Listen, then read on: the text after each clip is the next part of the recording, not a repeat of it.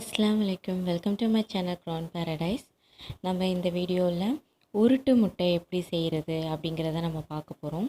எங்கள் ஊர்லெலாம் இந்த ரெசிபிக்கு உருட்டு முட்டைன்னு தான் சொல்லுவாங்க. இது வந்து கட்டி சோறு, தயிர் சோறு, எந்த ஆணத்து கூட வேணாலும் நம்ம சாப்பிட்லாம். ரொம்ப டேஸ்ட்டாக இருக்கும். நம்ம சேனலை ஃபஸ்ட் டைம் பார்க்குறவங்க தான் மறக்காமல் சப்ஸ்கிரைப் பண்ணிவிடுங்க. வாங்க வீடியோக்குள்ளே போகலாம். நல்லா ஹாட்டான வாட்டரில் முட்டையை வந்து வேக வச்சுக்கலாம், கல் உப்பு போட்டு. முக்கியமாக முட்டை வந்து வேக வைக்கும் போது உப்பு போட்டு தான் வேக வைக்கணும். உப்பு போடாமல் நீங்கள் வேக வச்சிங்கன்னா அந்த முட்டை அவிச்சதுக்கப்புறம் அந்த உள்ளக்க இருக்கிற மஞ்சக்கருவு இருக்கு இல்லையா, அது வந்து ஒரு மாதிரியாக கருப்பு கலரில் போயிடும். இதே வந்து உப்பு போட்டு நம்ம வேக வச்சோன்னா அந்த எல்லோ கலரில் நம்மளுக்கு கிடைக்கும். இப்போ வந்து முட்டை வெந்ததுக்கப்புறம் உடனே வந்து அந்த சூட்டோடு நம்ம வந்து முட்டை தோலை உரிச்சிடக்கூடாது. சூட்டோடு உரித்தோன்னா நம்மளுக்கு முட்டை அந்த வெந்த தோலும் நம்மளுக்கு அந்த ஓட்டோடு சேர்ந்து வந்துடும். ஸோ அது என்ன பண்ணணுன்னா, அந்த தண்ணியை வந்து வடிகட்டிட்டு நல்ல சில் தண்ணியில் ஒரு 5 மினிட்ஸ் வந்து முட்டையை அப்படியே வச்சுருந்து அதுக்கப்புறம் நீங்கள் வந்து உரிச்சிங்கன்னா கரெக்டாக வரும்.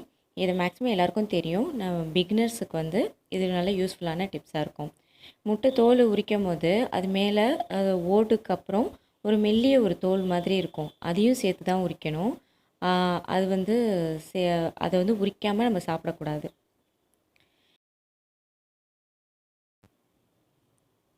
இப்போது முட்டையை வந்து வேர்ட்டிக்கலாக வந்து நான் கட் பண்ணியிருக்கேன். வேர்ட்டிக்கலாக நல்லா டீப்பாக கட் பண்ணணும். அதுக்காக ரொம்ப டீப்பாக போயிட்டு 2 துண்டாக போயிடக்கூடாது.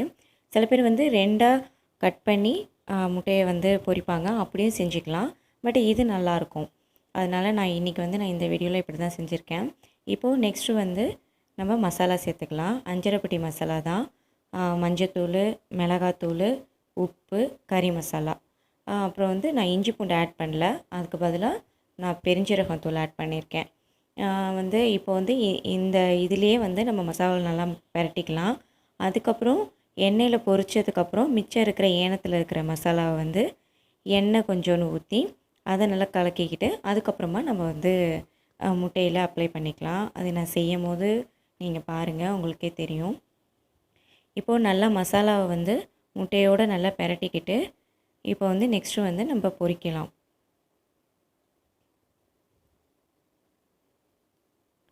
நம்ம எதுக்கு அந்த முட்டையில் அந்த கட் பண்ணுறோன்னா அப்போ தான் அந்த மசாலா உள்ளே இறங்கும். அப்போ வந்து நம்ம சாப்பிடும் போது நல்லாயிருக்கும்.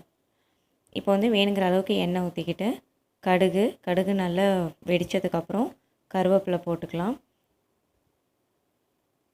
இப்போது முட்டையை வந்து போட்டுக்கலாம்.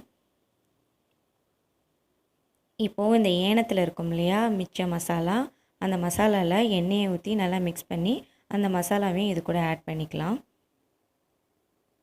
அப்பப்போ கிளறி விட்டுக்கணும், இல்லைன்னா முட்டை வந்து ஒரே இதில் இருந்துச்சுன்னா டக்குன்னு முட்டை வந்து வெடிக்கும்.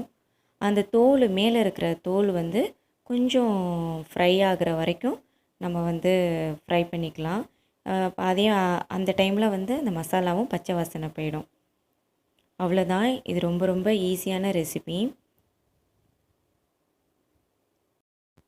ரொம்ப சிம்பிளான ரெசிபி தான். பிகினர்ஸ் கூட இதை செய்யலாம். ஸோ கண்டிப்பாக வீட்டில் ட்ரை பண்ணி பாருங்கள். இது வந்து தயிர் சோறு, சாம்பார், அப்புறம் லெமன் ரைஸு, கட்டி சோறு, இதுக்கெலாம் ரொம்ப நல்லாவே இருக்கும். கண்டிப்பாக ட்ரை பண்ணி பாருங்கள். நம்ம சேனலை ஃபஸ்ட் டைம் பார்க்குறவங்களா இருந்தால் மறக்காமல் சப்ஸ்கிரைப் பண்ணுங்கள். எங்கள் சேனலுக்கு சப்போர்ட் கொடுங்க. பிடிச்சிருந்தால் லைக் பண்ணுங்கள். தேங்க்ஸ் ஃபார் வாட்சிங்.